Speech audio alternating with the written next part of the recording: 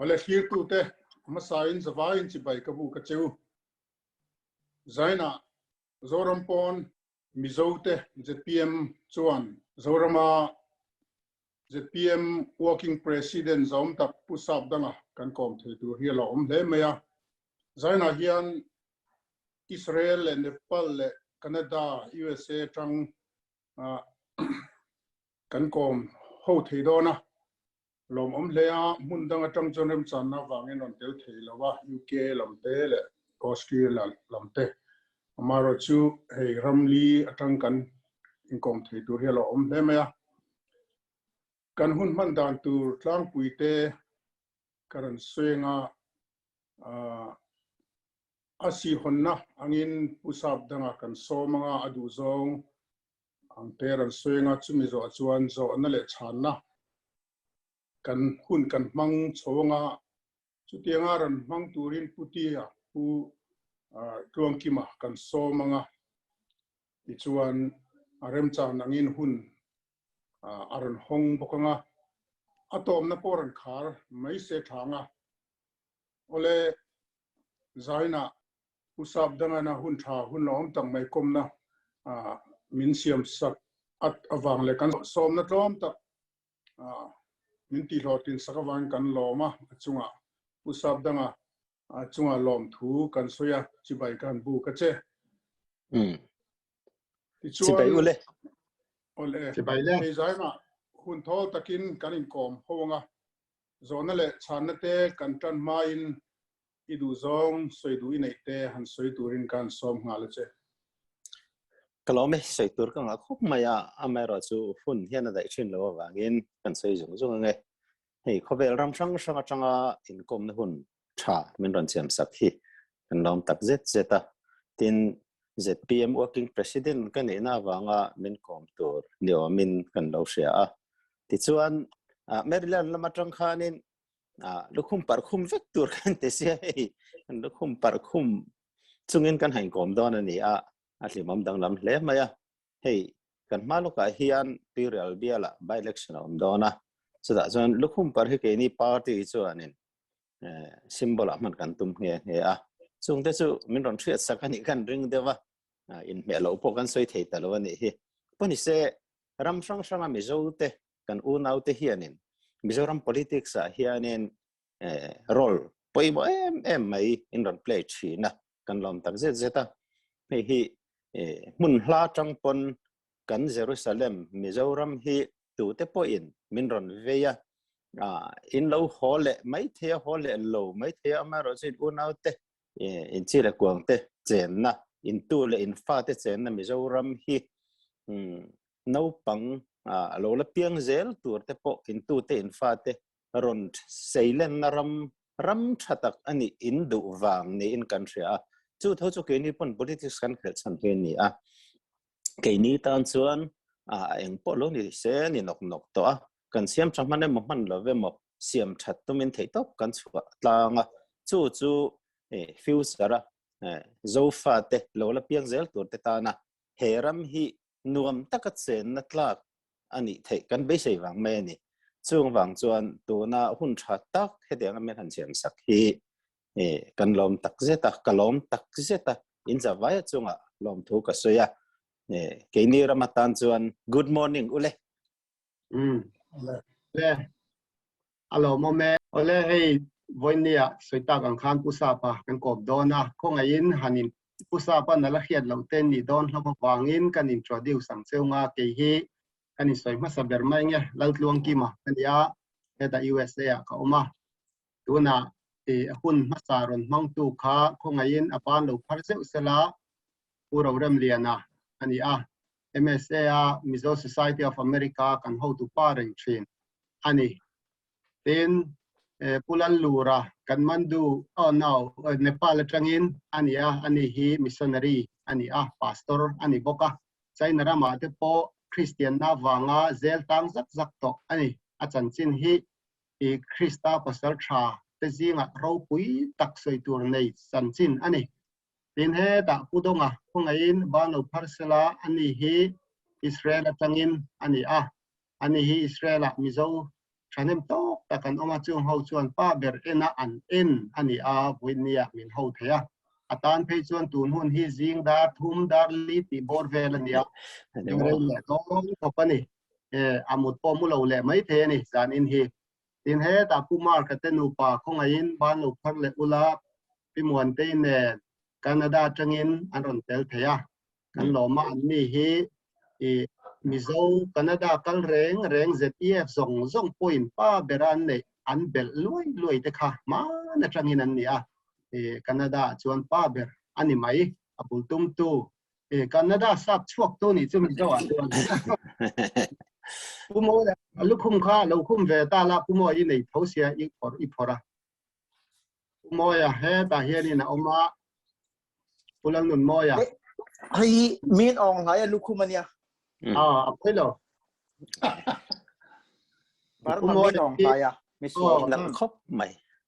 pumo hi heta USA MIZO Presbyterian Church ta program upa ani ani hi in khel thiam michak ani michak ti salama michak ani le nei voinia usa pa hi tamjok chuan in chiang takin kan khelo wanga thlir tu te pon an kher lo mai thea ani hi hey Mizorama Chanchinbu newspaper daily newspaper lian ber nei tu le en kol tu amut chuak tu adin chuak tu nin kan khia tin heta hian thok tu po tam takan ne ni mieng zat nge thok mek ti te Mizorama hianin employer lian ber ani hial lo mo ti te chung te chu kan han shet siang chaka heta hian khongain ka soi zom main pusai khu ma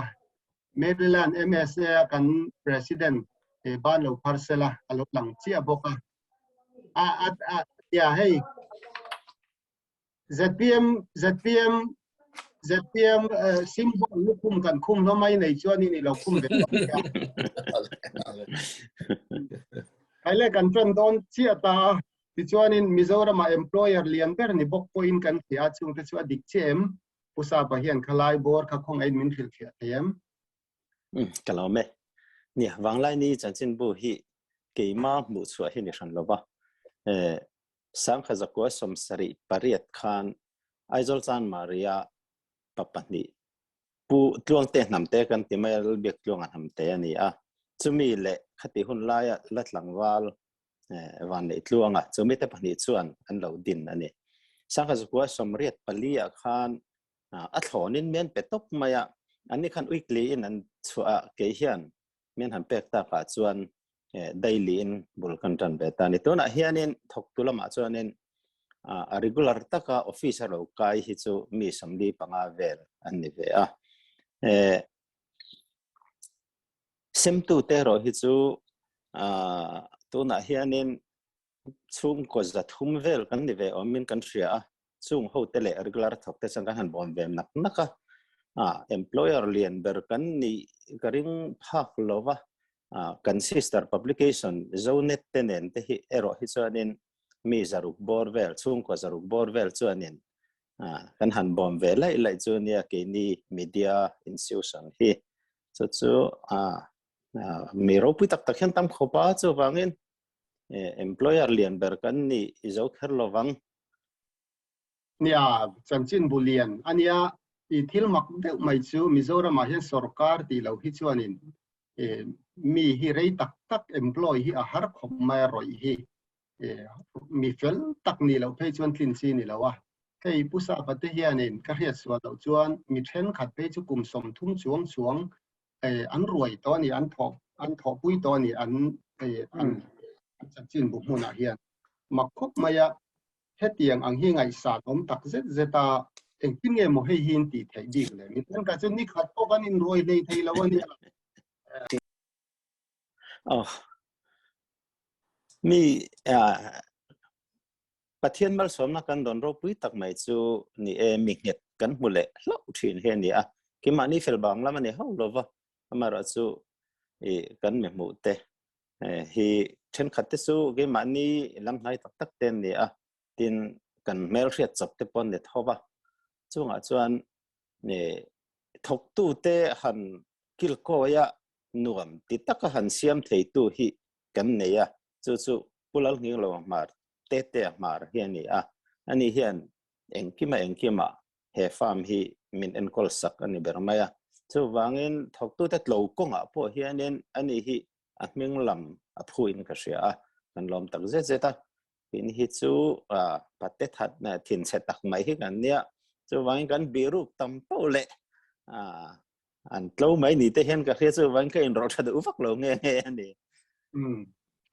voin nia chuan in industry lian pui mai ani to wanglai ni hi Mizoram level anga tengat phei chuan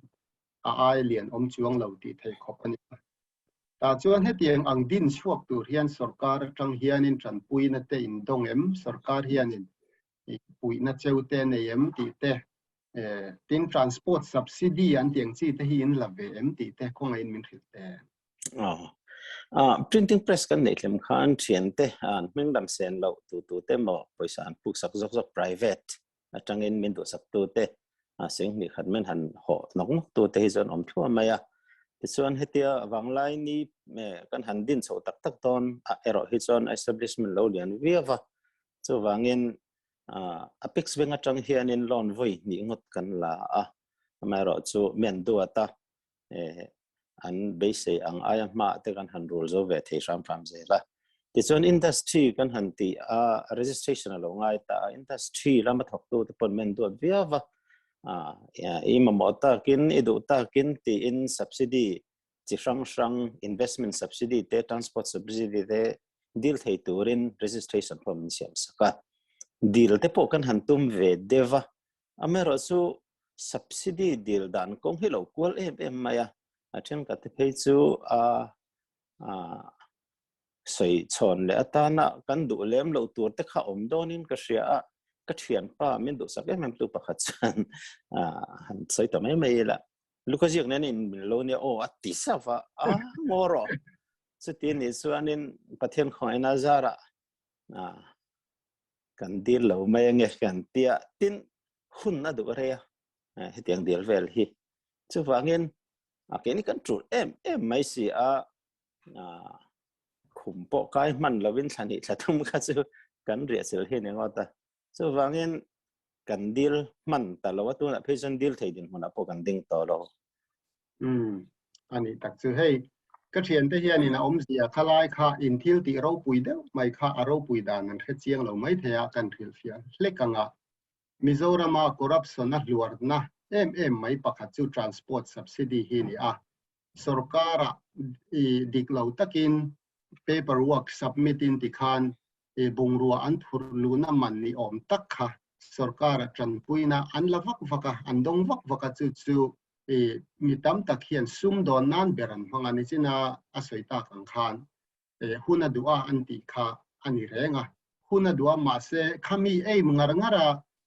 factory te industry te din an ni wang khan thil dang kha an boi pui chuang lawan tan chuan hun rei kha poi nam chuang lo ni pangin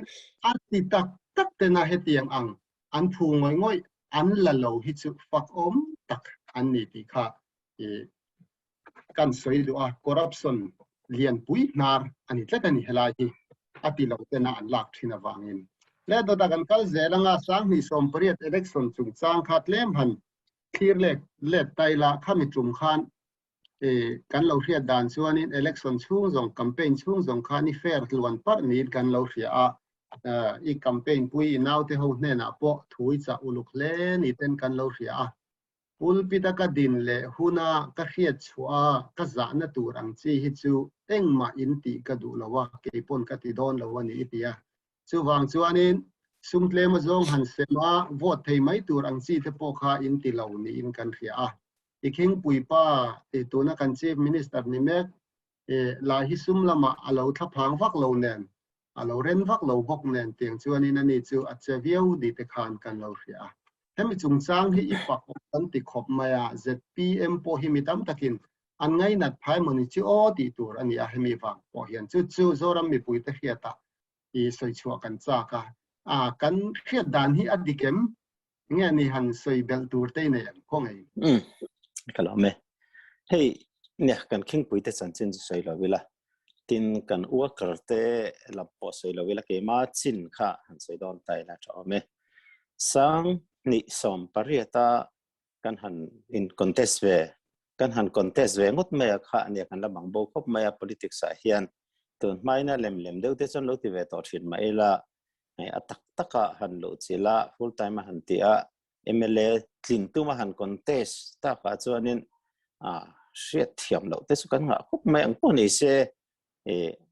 politics si mitam takin an mu bol lo a chu wangin politics si abol lo ngot lo ni ti lan tir turin theitok chu ka du a chu wangin kan campaign chan tera tangin ni ni china tongkam ang de wa kha hei amingin ko san le pathian zara pulpit lang arong bol tu te kan lo ni ve tin han zai tu de chang te chuanin alam tol te po han thleng ve zoi thin te kan ne chu wangin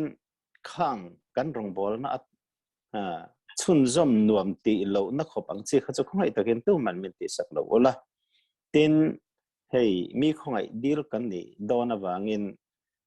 engemaw kam nam emo zong hi chuanin tu man fe chok lo ela kam nam chung chuan kan lo ti pala ni pon kan chol trum ni mai sela kam nam lovin mi khongai di lang ti te ka lo tong u chuak dew ni mai theya amai ro chu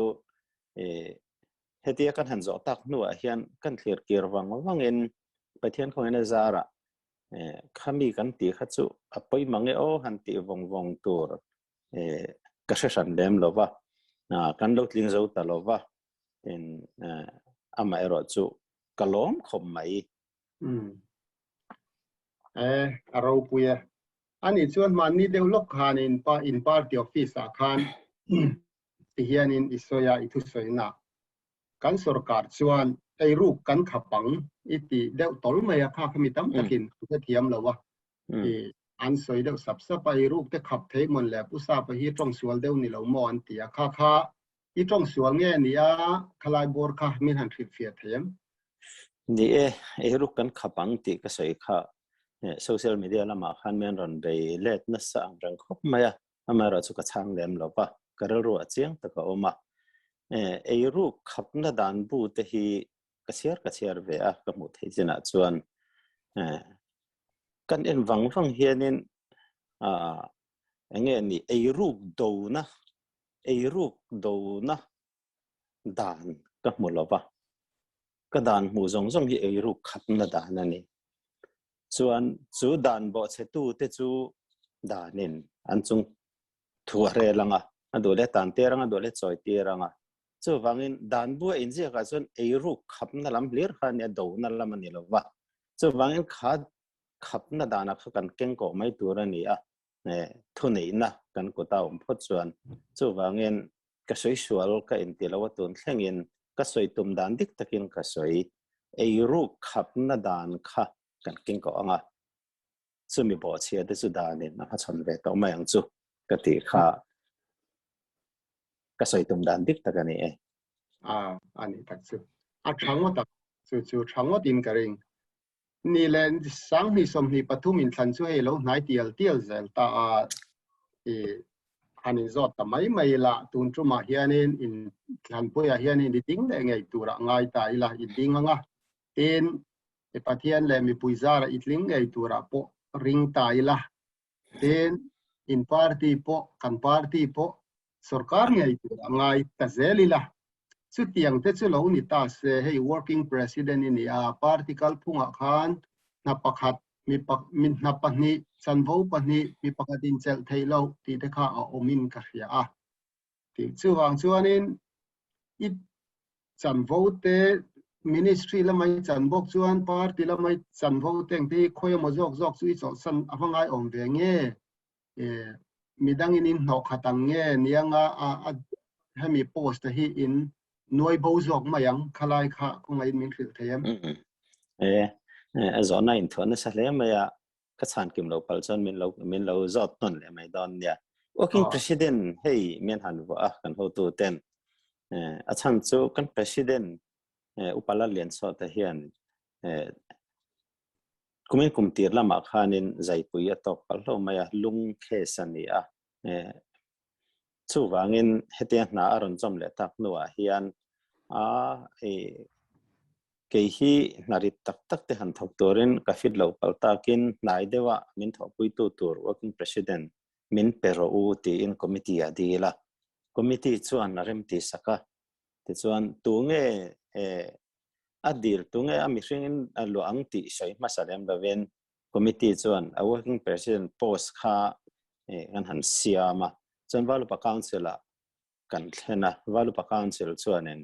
ka kova anron natta a ti chuan working president chu men han appoint ta ani chuan working president ti hi kan constitution a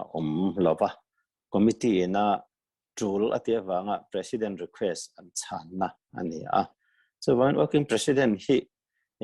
kan constitution in mi pakhatana post pani chel arem lovang ati a hian atelte chiam lova chu ni kop kan tumna lam ni lovin kan ho tu ten an relang ang kha kan dan tur chu ne maya chel koprem lo tura dan bo kan zia chu chief minister le party president hiani a so wangin working president te hi chu engchen nom tur nge ni poshet lova dan bo kan zia lu hun te la thlinga ni palero chuanin a function dan tur le enge mo ko parem lo dan tur te kha chu zia lan ala ni ve thowanga tuna kaum dan anga ero hi chuanin nge ni dan bu pon lama arrangement mai ani a ho tu ten an rel dan ang kanom dan tur chu ni mai tin anu zela po working president hi kan mamo ti na umani zon dan bua zeblu turin la rel chok tur ani anga tu na hi chuanin need base inti ang khan mamo awanga hetia hanin wa chop hi kan ni mai ho tu ten an relang angin kan zelang chu ti kha a chan na chu ni na hria ta lom khop maya ani le ho tu te relang angin a hei I thlen china hianin na hi an siam thar de zat mai equal the peak tur nge ni secretary general ti te working president ti te hei hi nge chan ni ho tu te thu a wang nge ni a nge I chu hel wang zo nge ya tu hello lu tu au tu te hian ni tharungin lo mu mai thin che nulaman I lo koi chuang le tamai mai zok si hi ron hu tu che hey apoi mo berakila lungpoi mo ber kan lo da chuang klai mai post dang hi khat to sia atan hianin helai post hi rek tharila I volun mai teng anti zok nge ni I chu hel wang nge ni I chu hel lo wang zok helai hi khongai din han thil te men vo tu tela min sang se thamage katia sang ni som pariat August ni som pangha khanin ZPM hi din ani chuan party sang register recognize party pani ZNP le MPC and tela tin pon lamatanga fiam thu ti tak deva part time politician ho te kha pol sang pali pangalai kha kan tel boka khate kan lut khom kha secretary te kha pali mai ne lovin som role kan han ve general secretary kha general secretary zinga ka oma chuan general secretary ho te na thona ti chakjok turin khai khom tu deu in siam tu lo mo anti chada po chuanin han in sai tin ai vel ta ena mingdang wangai love general secretary headquarters men ti ula tok me lo male kati ma se kathian ten an pom lo wa kan ho tu ten atle ma ming her de ule khi wa che ila athang antia secretary general an hantia apui tariau maya ke chuanin secretary general chuan han ni tangot khania ni chuan hei party kan han in siam thar le chuta chuan vice president zinga katela vice president pali zinga katel ve chuan kan president in nisna ka soitak ang khanin tlema min han thachang dol le zol tur de wahi working president kama mo mange wak tur president kama mo mange an ti awanga hetianga kan ho tu te ru man na chole mai kha kan ya kha nghe ni kan kêu be wa nghe ni kan ngoi choi lu tu wa nghe ni la kha chu min bu tu te lam pang chan chi ni zo kang ani tak chu le a zoda dang chu hei hi poi mo khop maya social media hianin kan mude ureng maya party dang ho ina an chwa te po ani in karinga pudoma nen hianin an tua de ureng chawa pusa papol pudua pol tiang de hianin an chau tua fo ma chawa in hir ngau hi an thalel le ni na langa hei pon lama trangan chau tua na mai che unge nia a chung ri la hianin tlemin in pathi kara hianin chung nun zok in chuna aruk te hian tlem tal hi alo om ve de ureng em kalai kha thudik tak hi zoram pon mi te hian kan re do ni himale kalom ple mai chu zo na chu ni zoram chu nga mi te point mak sak tak takin mi hian zo te fowa hei hi han chan chiam don hianin kan te in chang rin om lo zo wang ti te kan lo vain ngoya kan tlak mai china ama pudu anen hian kan relation a tha emema high school kalai changa kan riat to pol so man ni lai pol sari kan ni ania sikul khatakal ho kan ni kan boss tak me no pan lai atang ni china sa khomi mani evangelical student union tia roi tu an ni ke ni member tlarnung berami te kan ni china then hetia politics sa kan han zon do veta pol khatakanam ho tak no po hianin in khai khin chi po ni lova ke ni tan te chonin kan ho tu ani hoi ngoya party a chan vo a designation che eng po lo ni se sang ni som pariat election a khanin kan valupa council te hianin chief ministerial candidate tan an ruata chuslom takin phur takin kan thopa theito pin kan thopuya kan thiama ngin dom po kan tum ve bokane ti chuan se sersibiala an tlinga tin engimo harsatna maksak tak mai kan thia thiam phak lo ko pa harsatna kan to ka ti chuan pa sarkar lama tangin disqualification alo tok ta hiala by election kan nei don khanin ke point ka thiang tok tokin khan pui ve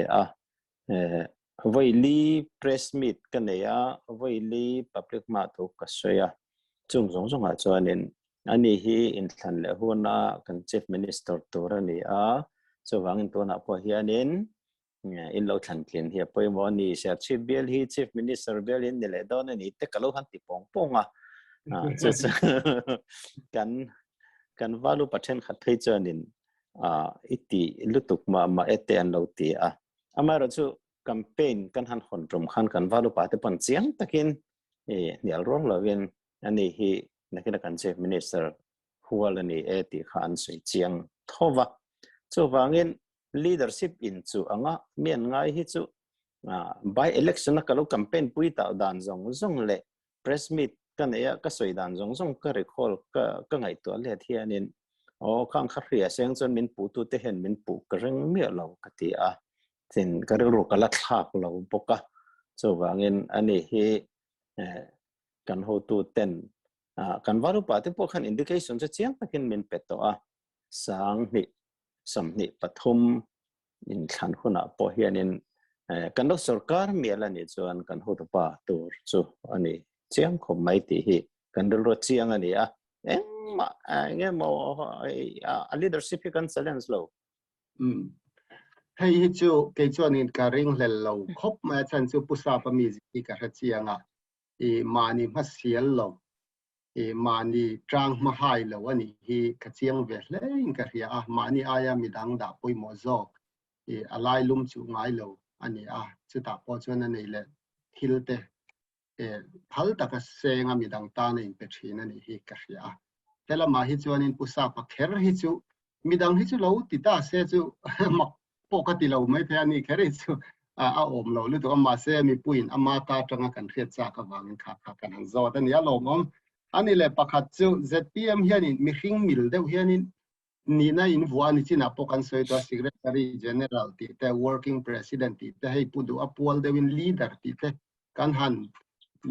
lam rile ta ti khanin i mitharan local khan an designation tu rakha an post tu rakha thar kha kan khri zel mai don mi tuna mithar thapui pui lo lu zel se kha ti kha kan pe zel mai don mi hei hian top chin nei don em hei hiam ni kal phung thar che ti kha khongain min han te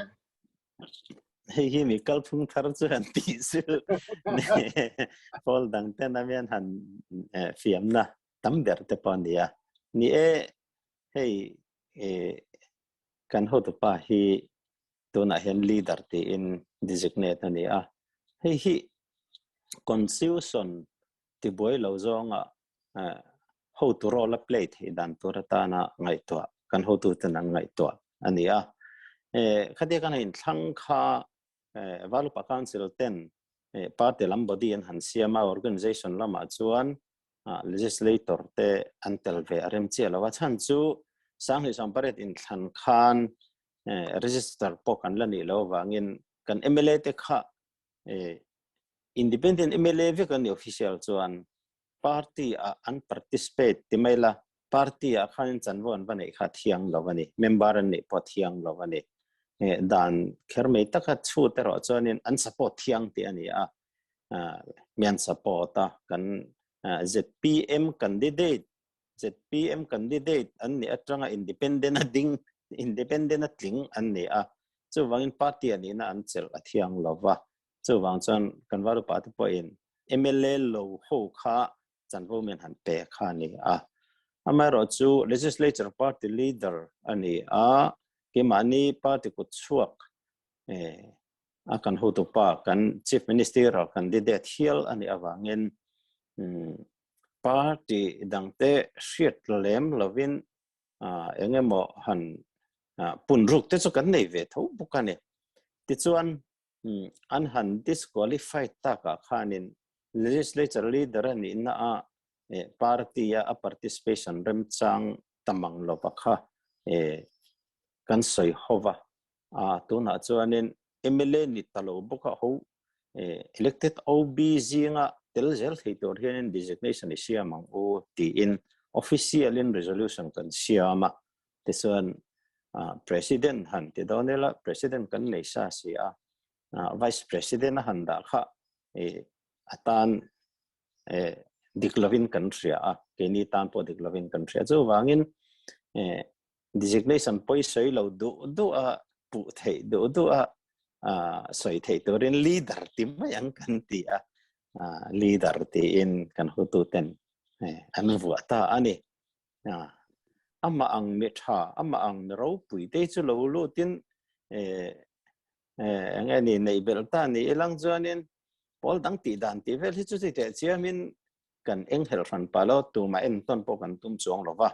so wangin atu la ni phot te chonin leader tling hi om thu mai sela nan do thu sam te pone ma zo pang chu male ya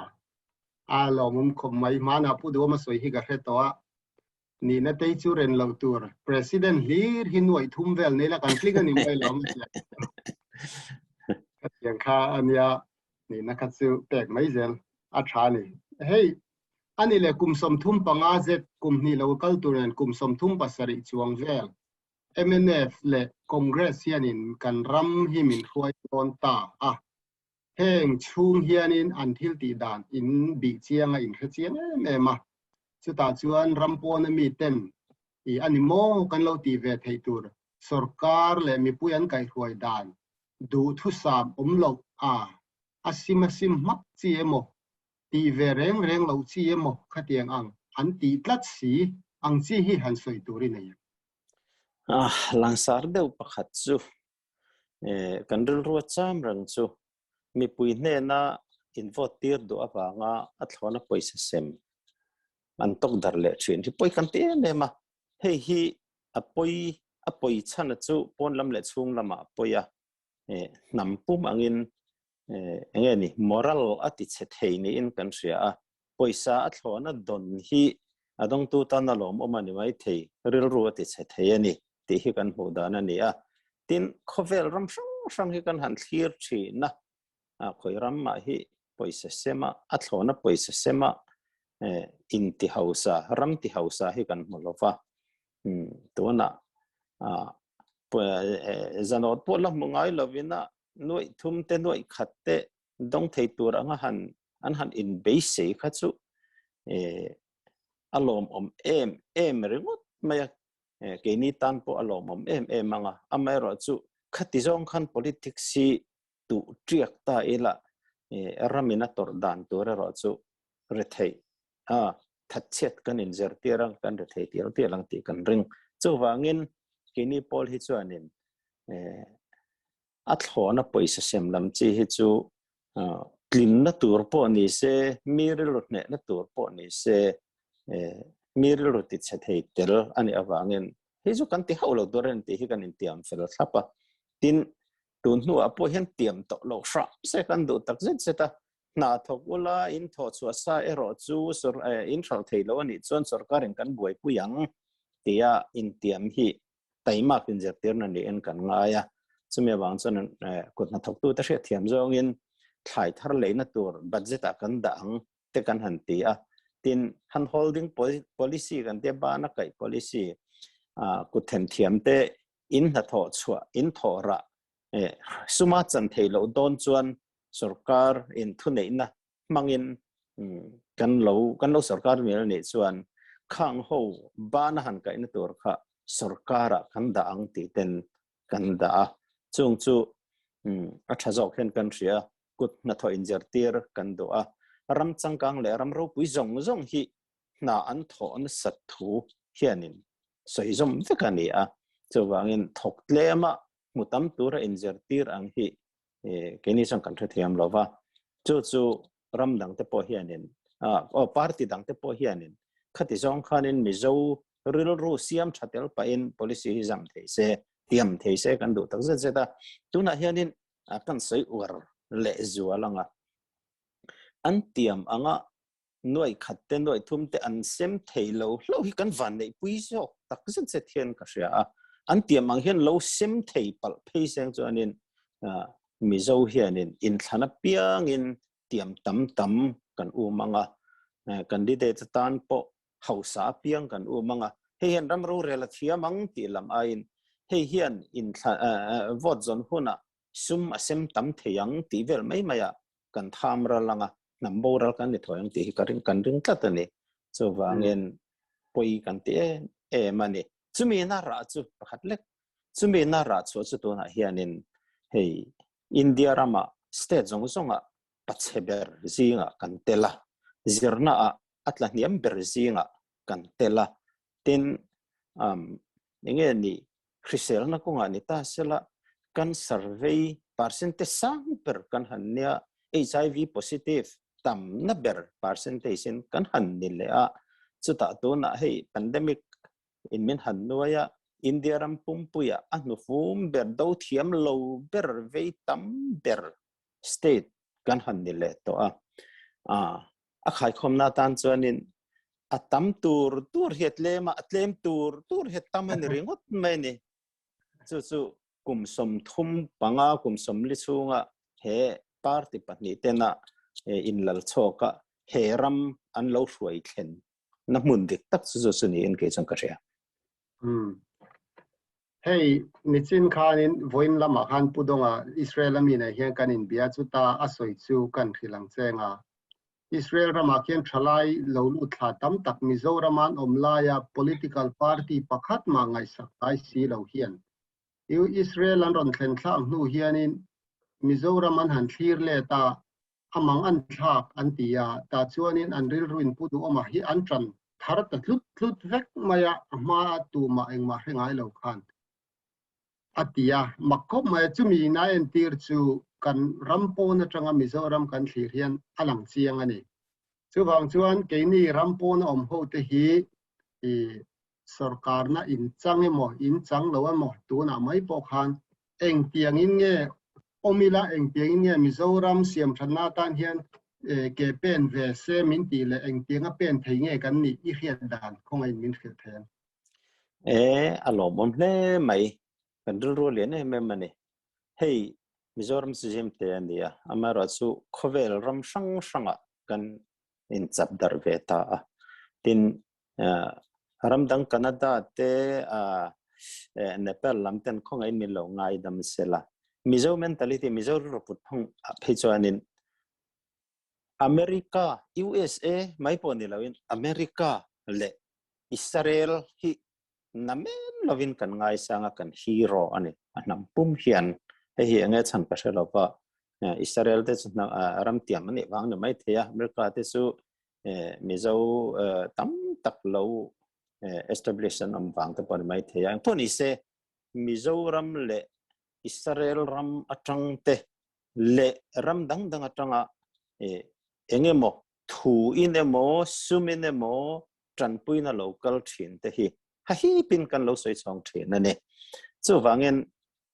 to na po sang ni som pariat in thana po Israel ram atangin tranpuina kan dong ZPM in tranpuina an dong han ti ringot te khanin pitar tam tak sun tuiral mai ani thingtlang mi te po an tuiral mai ani andil rot ne em ani chutiang chuan to na po to na kan program ngai te po hi hey US atangin Israel atangin Canada atangin ram dang dang Nepal atang te mun dang dang atangin hetiang program min han nei pui ringot te hi katan mai ne lawin Mizoram pum pui tan ram danga ten an Jerusalem an theng hilo top mai anron ngai sakhle mai ti an han shia ringot hi nasataka hlok ani kini poltan po hlok le zuala hei tho lom ten ron tho thi na atamat lem lam ain in ron tho thom ringot khan nasatakin min pui thi na ne ten in chung te in ron phone telephone in ron phone chumi te pol chu lo thop ro in ron ti ringot po hi atop mai lova ar vak thin ni chumi te chung an chung te chu dia chuan an ti hi khi ta kan khua zo te thlengin an lo thleng hal vek zelani chu wangin hetianga in thanem ngai na hi tual chung thanem ngai na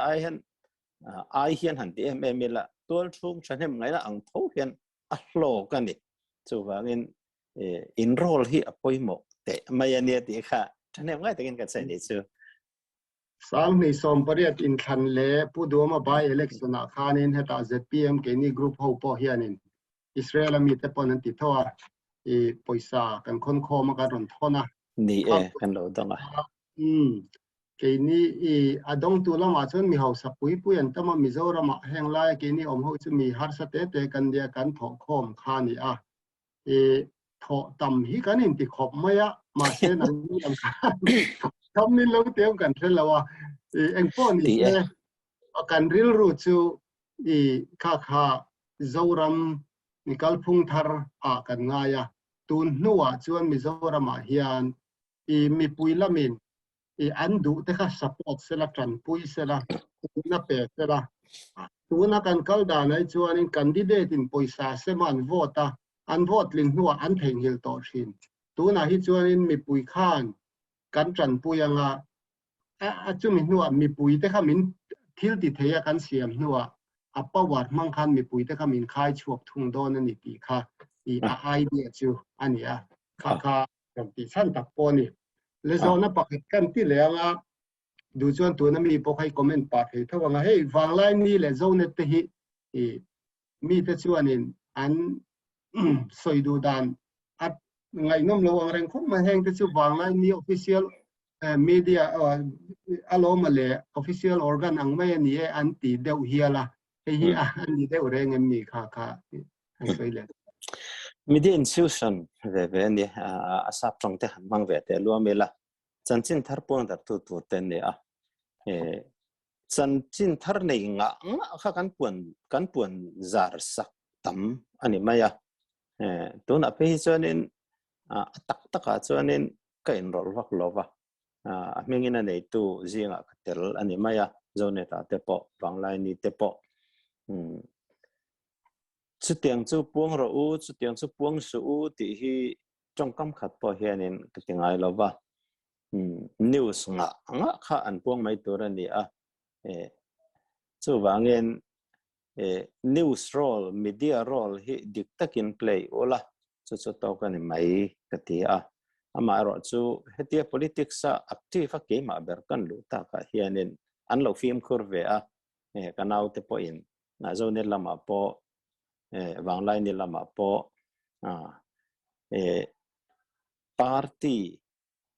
party news an puan dan hi statistic ten lo siam pe ka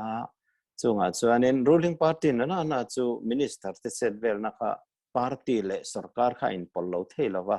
chunga chuanin ruling party news hi chu kan puang tamber chiang khop maya record landan kan statistical landan chuan chumi ba ka chuanin party news sim chu party activities nga kha kan puang tamani mai so wangen ke po in hemi media institution be chana hetia in kai chho wakhi rilru ani lo kha khan kha chanchin bu ka chua chan le zonet kan din chan hi akal tlata wangin hei independent in akal tur ani te hi tun thlang ren jer tir dan chu ni tren khatan te chuanin alo ni lo de te po chu ni mai thele le tôi đã chuanin mi pui lama tangin kan tiang pudong hi mengrei berbuka zo na khongai duang han zo selang angani lo ngai thaila zo da kha seilu tuk lo se a chan na lam a sei zo ko na poi lawa khalai kha pudonga zo ture mem po hi to pon ka helove tin boruak hi lian to riau maya mizorama hian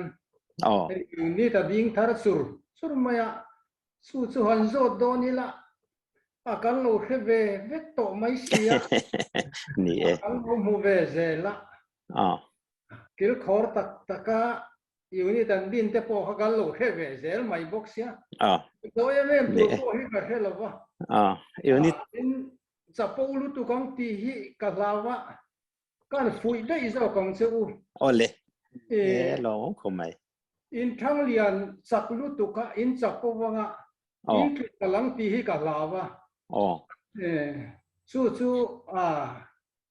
eng ni lem lo mai langin in ngai tlom na le thu noi rol na ne na party in kalpui hi apoi mo ngoi in ka hia chu tlem te in kan soi ve zo ka ni kalome ni in chapo hi la umber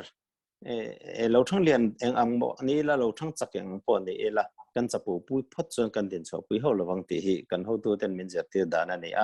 kan ho tu te sing hian sa ko rong bol tu ni thin fu hun pum lo seng hun pum seng lo rong lo bol thin pui thiam na lo thok to ten oma an nom no la min du sak tu te zong zong ina min fui na chu tu na pudonga min fui na kha ania chu wangin kan mu phak lawa unit ding za te block ding za te hetiang han sei do te po hi atru than pa lem lawa ataka nakena alo changanga ala ren thil chok ve man sti kan ringa imi fuina wangin kan lom tak zita lo zom nge po kan tu mange pudong kalome pulura nepal lama tangin pulura khongain ZPM hian sarkar na lo changta ila ramri boy chinfel ramri boy hi anin takhop maya sarkar piangin opposition ani lai le an sarkar no hi dang lam thina chuwang chuanin ramri boy chinfel na hi ama sabera kan nei theyangem ruam handan te kan neiem kan tianga achop dewin ram anita achop dewin in changi la in zo zele la thalo mo pulo ram ri chungchang kha kan sei lo kang mo ram ri chungchang a hian hei sarkar in joint committee aron dina joint committee chon nge kalpui zel don ti hi kan in ron zela kan sarkar te po until phal le atir lama khan tle min atingaina hriat a harve boka thil thleng khan min han norzi ani boka tu na hi chon kan state sarkar te po hianin ramri hi chu politics mala party problem ani lo waram pum problem ani awangin rampumen kan ngai to turani anti a chuan dan le document sang te lakpo ma tran phung siam tu ra hi joint committee din ani a chu joint committee chu kha to ken mukhom rang thin ani chuan sarkar du na nge ni ruling party rem tin le du na le tha kha chu apoi mo berlo thelo wa chunga chon ken hi lo sarkar mial ta ni ang ila ti thei dan tur om anga ngai te chu eng mo dan zam te po kan ne kan hu pa ber po hianin bar li ram ri ti le khabu te po azia ka chu te chu kan chiara kan ena chunga tang chuanin le development sang atang hianin ram ri hi chu a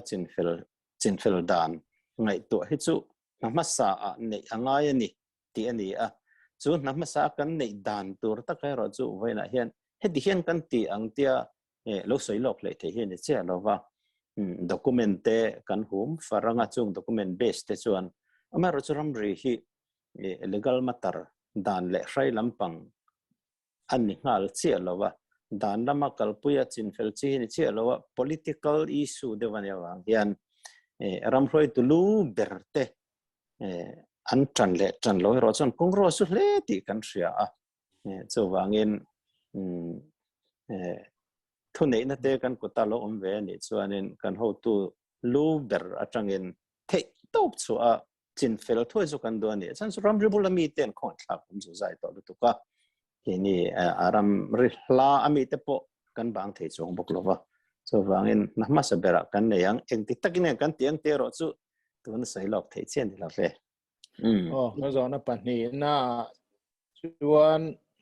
ram ri kan cái xe ram ri buai pia ele bara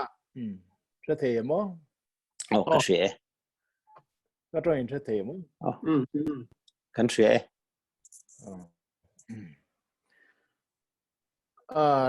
ram ri kan buai pia ele bara kan thap hang thi na chu ram rian buai hian Tripura le Manipur kongte kan han bo deu thin na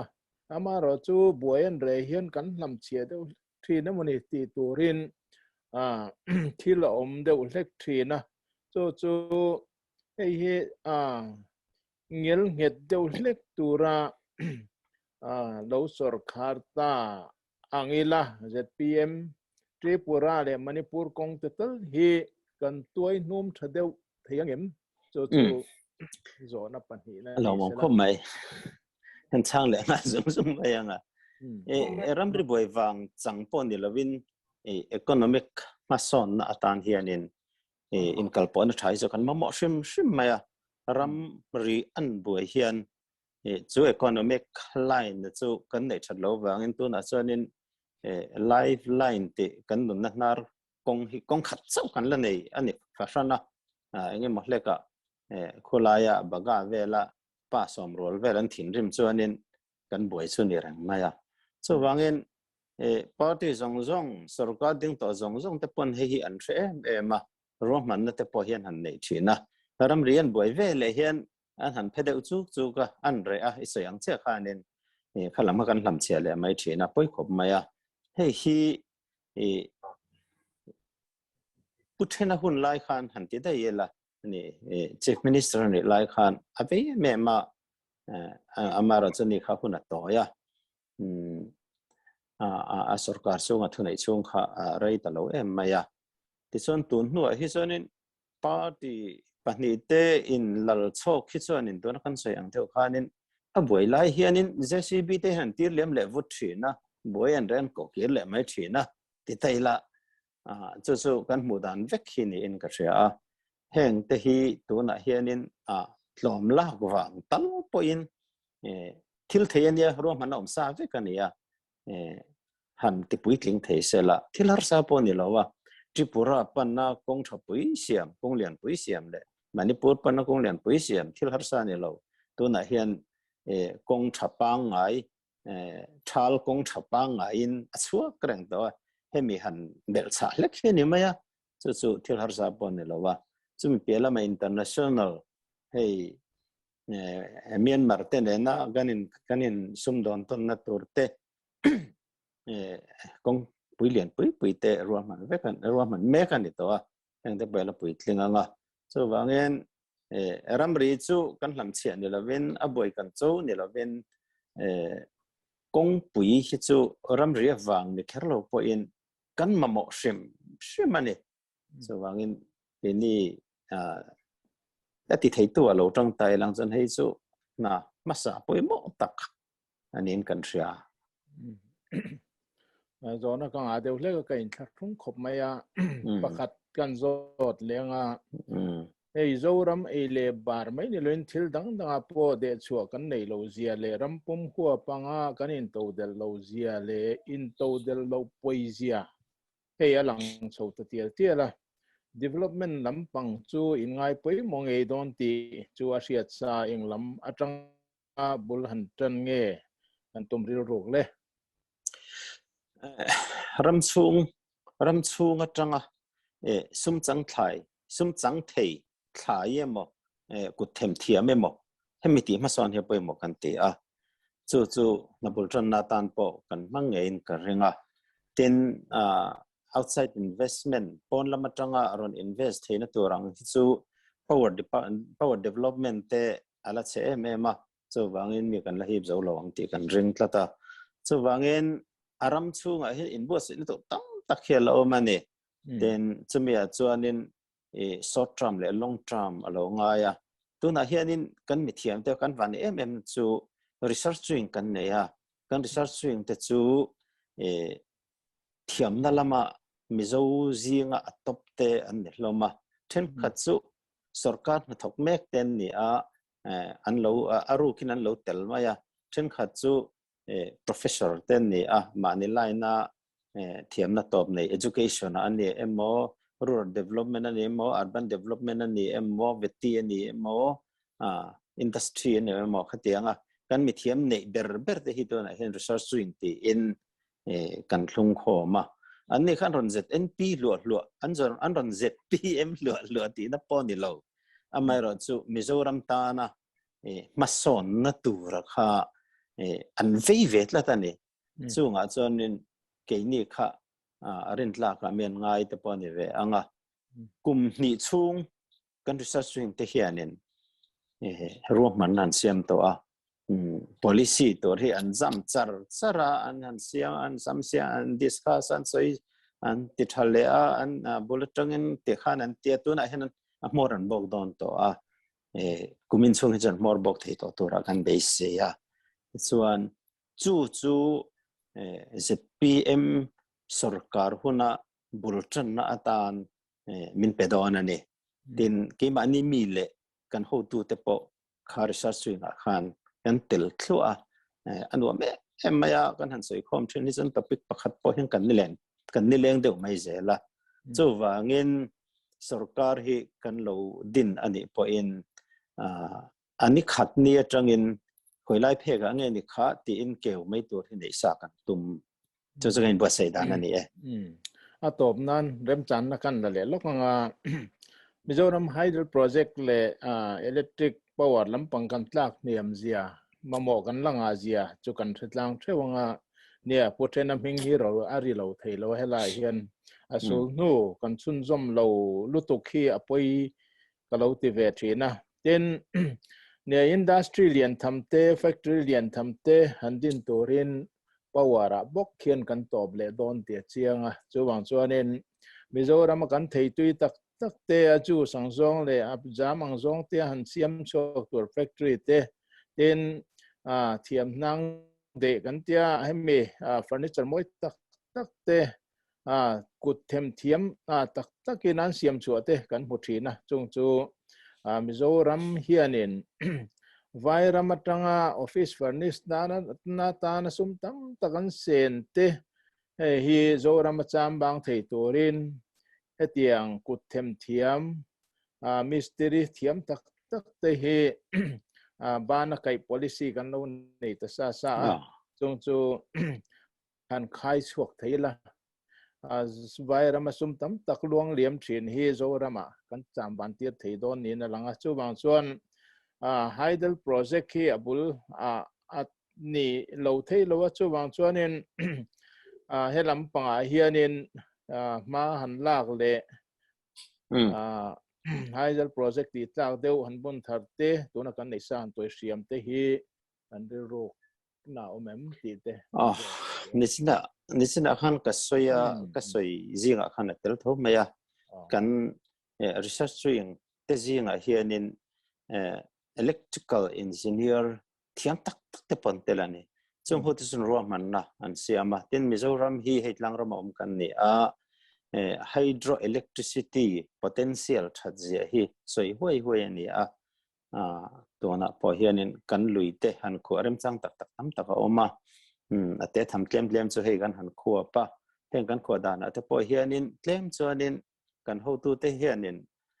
a power de chu lam aina compensation lampang te hen lo hoi pui isok ma em o te kan ti poi kan ti ne ma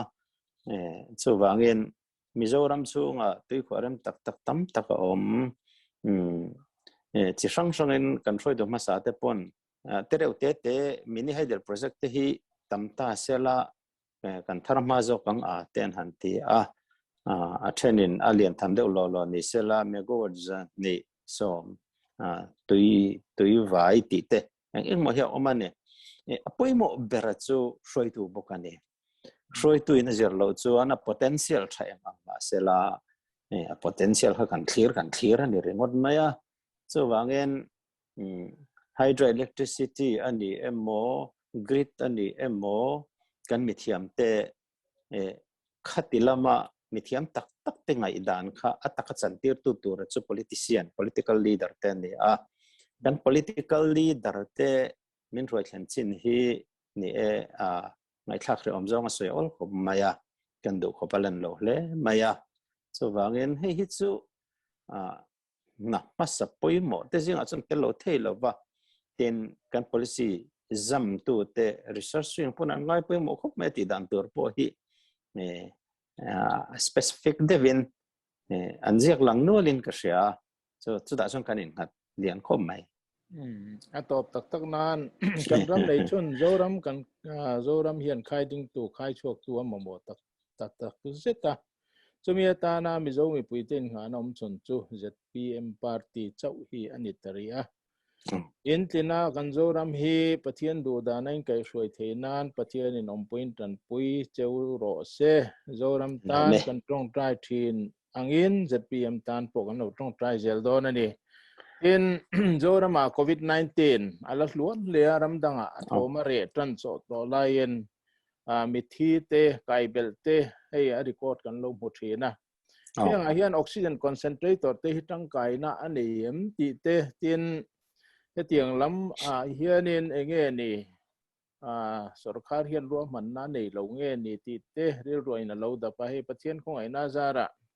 hemi China lampang Asia South Asia amra theibi ka tana committee amiron telve lawa chu Nepal tan hianin unit za tuna hian kan laluta atron thleng tan to heti lai kara hian zoram ril roina mulo theilawa enge ni kan zoram hian adin monte tiang lama hian ai abinga hong emo ti te ril ro lo om theya pulora kalome hei ripui kan han sual ko nga hianin ni sarkar na kan ngai dan in ang lo tam tak om thena tin makan ti em chu kan sarkar chunga thok tu tele sarkar chung ni lem lo po doctor chen tak tak kan ne ni mizo doctor kan nei te hi anrin klak ma ti chon kan sarkar po hianin khami ripui vei ripui do tu tur committee te po asiama MLA te zinga medical doctor te kai shoi na noya di chuanin scientific taken ado dan tur ten han duang thina han ro man thina mak ti kan lo nei chu expert ho rot na hi political level a hian atlang lo fo mai hi mak kan ti a chu chu tu na hian kan tur me kan ni a toy zong chuan expat ho te rot na political level a turn down alo ni chin hi poi kan ti ani oxygen concentration te su lo lo wanga kan ma em tu na po khopuya te chuan kan nei ni mai the a thingtlang ate hun te na kan mo ti alang renga a chan chu India ram changche ja country India ram changche em state changche em zinga po ke ni hi khido ne lo ber state kan han ni remote mai hi rilru na thla ke me ma heng zong zong hi chu atak taka chuanin ni kan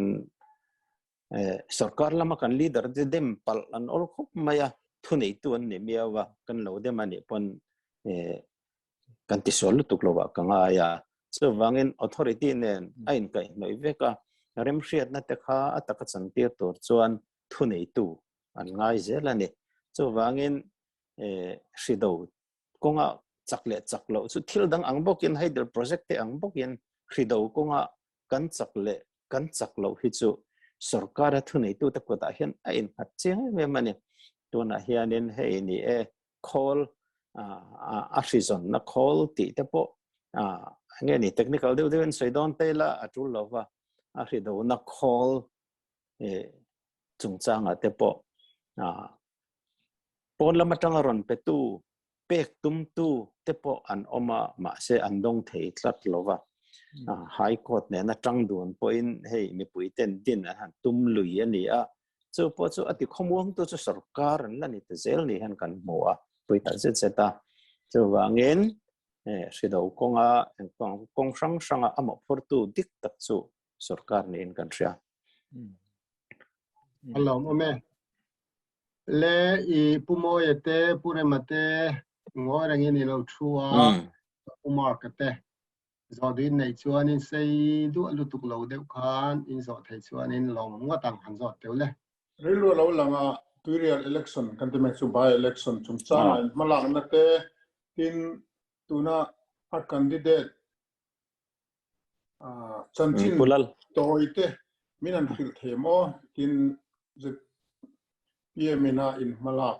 to na chin angte kan a hriat them ti kha kalome tuirial biala hete by election lo om ngai chan hi chu kan hriat again kimani pol mla pon race thang lianan august som pasaria min boral san tak ba ani sarkar lampo hen che chak viau maya in chan an ron puang thuta an mani sarkar tak po hi anin ring man lo khopin election commission laman ron tran tha chuan chable chilin in than kan han in bo sei chuk tahloma chuan kan candidate ta na kan ho tu tana han than chua pu lal tlan mo ya hi khumi sumdong ani contractor ani boka sumdong na chu gas agency ani atlang va lain timaila athat lai hun that lain tuna hen kumsom li pahruk ani kumsom li malama khan ti te KTP Christian Thalai Paul Presbyterian Thalai Paul hian bial thenga leader lo ni china ni rong bol to poi mo takani amai minung chang thatakani trong kam thiam lu kan ni lova amara chu thok mi ani politics a hian lu alo tum ngai ran pa lova amara chu su sung chuan a thei anga mi te chan pui zonga luang chuak chi hian politics a in ma khuana ni mi alovin tun nai thleng po in tu te mo chan pui ngai ti salo chan pui na se hle ei khipui len nuwa po khumi nai waya khipui vei tam tak thingtlang khuwa mi te ama motora lo thiar khom te po lo nei thu maya ten tun ram ri boya te po khanen chu ka kung lai nga ya khan a khol te lo zuk tho tharu ve chuanin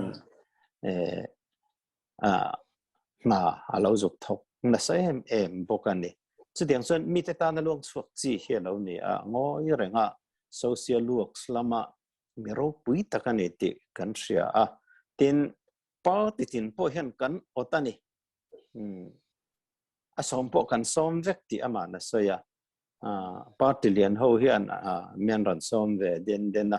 amai ro chu kan future ka en hian ZPM som na hi ngai poim om berin ka ria a chan chu ZPM MLA kan su na ani sul nu han chui tur hian na kan thokro ro ni chon ani sul nu chui hi atul berni in ka ria ke maril ru chu wangin chumi awang le party sang su khlek han en hian ZPM buai pui hi acha kum berin ka ria ti in kan som na asom na nung ber po kan ni ome chu min lo chan sakta ani pathau thang thatak trong zung lem lo mong zang tak ani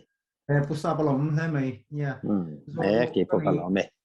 zo du kan nei nuala mar pakhat chau hi kan zot teng che I hei kan thiat tho angin congress te MNF ten ram I kai hroina hun rei ta kan chel to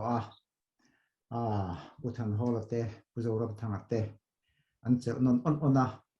amaro chu kan ram tiang ka khovel kan ram nei chun te ku I ni china masalama kan chairman na soyang khanin amhuna kan omlai khan kan lo vei ran lawa amaro chu ramdanga kan tak si kan lo vei te maya tin achia tha in kan hret pha ang token kan lo thir ve ngorang gop thina chuta chuan lo thon na entinge congress le MNF nan lo foi to na atanga rilru angol kan vei to nge chu fiat lo le chumi wang ro chon lo thon na tu na ZPM hi lo tling tu ra po dau da ta la kan support MM na chungin ni china nang ma po nei soyang khanin how tu te thu how tu te rel tiang de lek khanin lo king ta in ram khoi tu lo ni chou tang se tu na congress le MNF yan khoi dan anga how tu te lama rilru enting anang corruption ang de lek lo om le ta se how tu te thu ang khan kan kal le mai to nang nge ti te kha ru lo om de leka July chon ZPM chu tiang din hun chu lo om le tang se khoi tu lian de zinga tangin kan khak ngam vengem lai te kha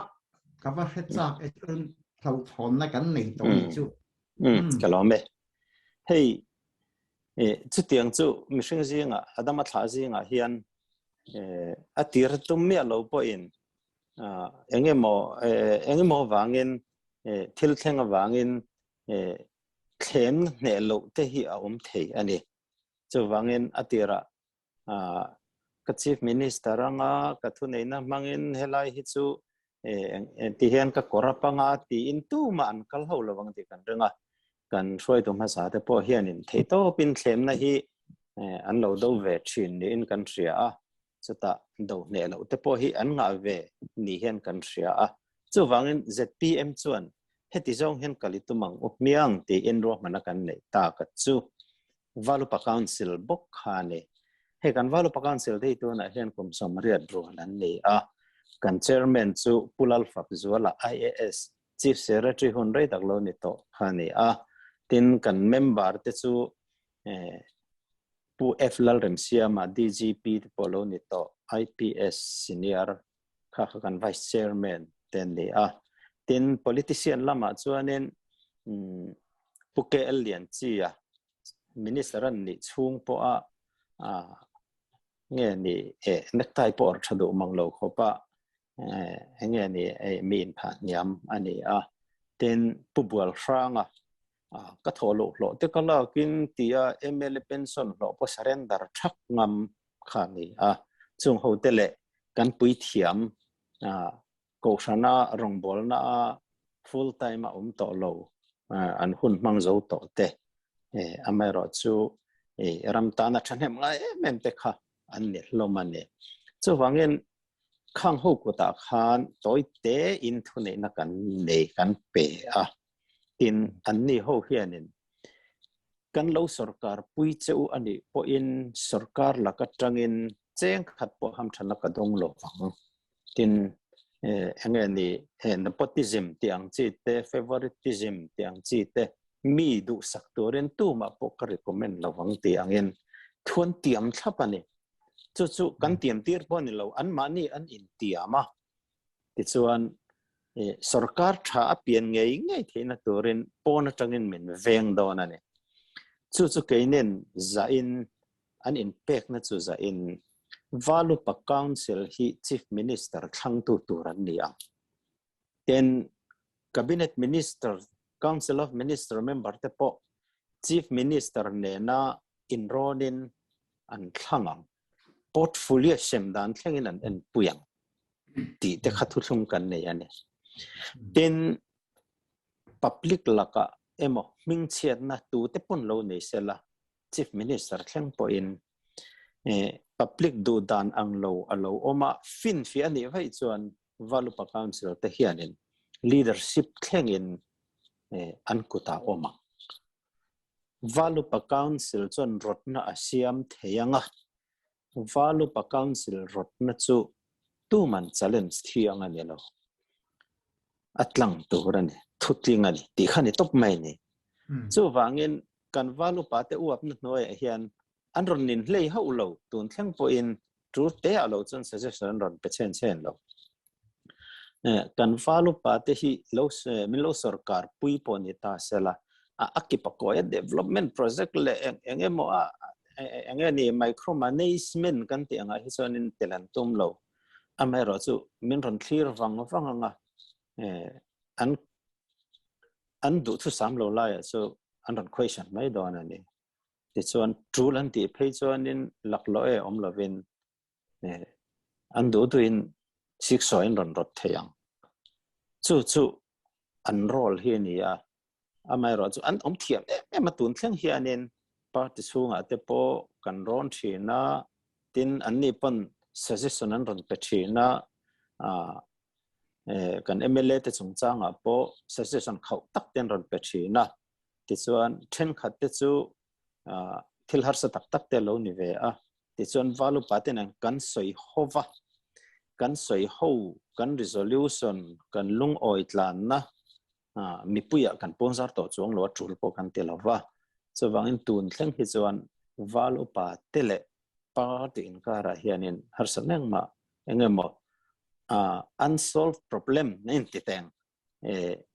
nuai mam lo har satna kan ne lo so wangin kan valu pa te awang hian engeni decision siam ko nga te corruption ko nga te pen ve thiang kan ne lo pen ve thei po kan ne lo hlo wang sim point di ka ngai du wang telin mo chu to na hen kan in kam dan ani kan valu pa te hi kan mathe kan chuang em rin po kan ngat an hnuaya hianin in lek vur tur tu ma kan om don lo ole alom ome i pakhat kan zo le long e advantage kan le lo long e pakhat chawina to nam i tuna zpm lo thing chho ta se tuna i tiang corruption kan ti tak mai kha mani hlo pona phak lo kum fit lian tak nei ho khu enge action lakte in nei don nge ti khan kan en liam mai don hun lo thleng se achapin kan re langa tin hei heram dang kan enjon corruption case tam tak te hi hun kal to ami kum kal ta mi ti te oma ani mek te hi chu case thlem jok ma mai thea chu kan ho tu te nang tin ngai to don hun lo thleng sela tin kan valu pa te pon ngai dam the lo an nei mai thea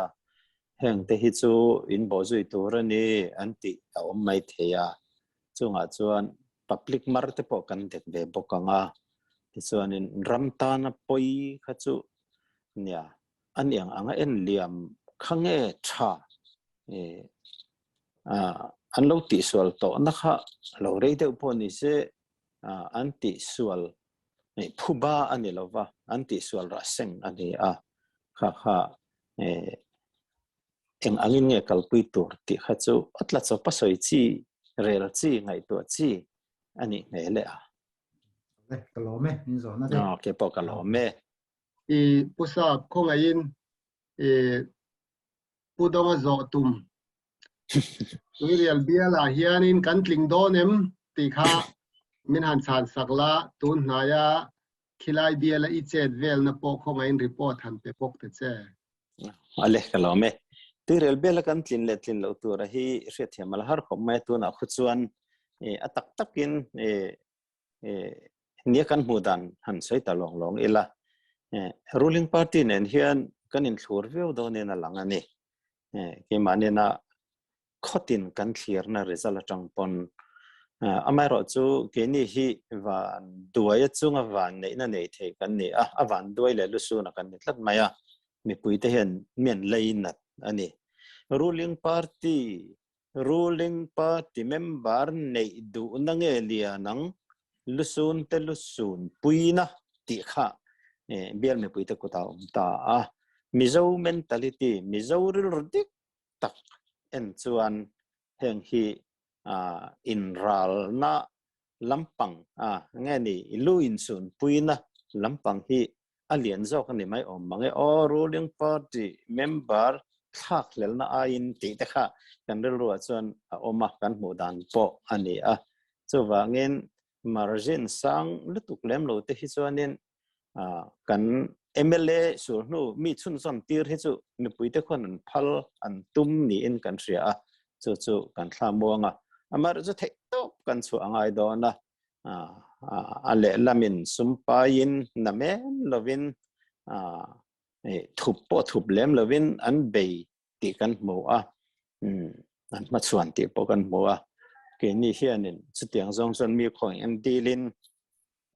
kan la son min thret puya min han troi om min han tung nung le turin kan nakal lai chun jom turin min chun jom phal tir turin kan han dil ani a chuwangin mi puite hianin pathian khongai na zara kan na hi chu min chun jom tir le an phal kan ringa kan thlamong khop mai ani amai ro chu thei top chu a tha ero chu kan tho angai do na tuna po hei chung ni zu ka zuk fe chuak ve to a kon puya le bairabi bil khathira bairabi khazaram po bil pon ni aka kal thova tangkai thova chuan kan mu china chuanin mi puite rilru hi chuan MIZO rilru an pulian le ni in ka ria sarkar rilru lampang ain MIZO rilru an pulian le in ka ria chuwangin kan thlamawng khom mai le khatizong kha zanina kanin kom na chu ni sela puma ka tenu pa ngoi tluan thaka an sa ko ya alo mom ma se ani hi chu silent supporter ania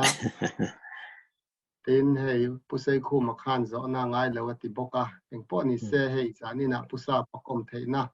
ultra kan ne ya kan lom tak zet ani kan du thu sam ani to in ka ria zanin hi chu lom oma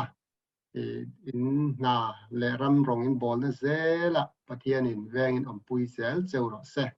in vai in voin ne tan chuan mang thau le KAWM tak zete